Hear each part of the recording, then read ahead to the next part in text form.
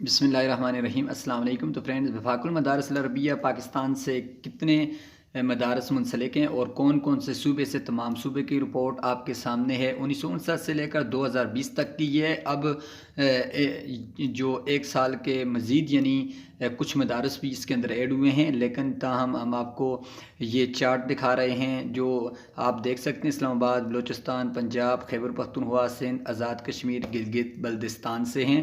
تو مدارس تخفیض کی تعداد اور پھر تجوید والوں کی متوسطہ، ثانویہ، عالیہ، عالمیہ، میزان، اور یہ تعداد کل تعداد ملا کر یہ آپ کے سامنے ہے۔ تقریباً 21,565 یہ بنتی تھی، تو اب اس کے اندر مزید اضافہ ہو گیا ہے، یعنی تقریباً 23,000 تک یہ تعداد جا پہنچی ہے۔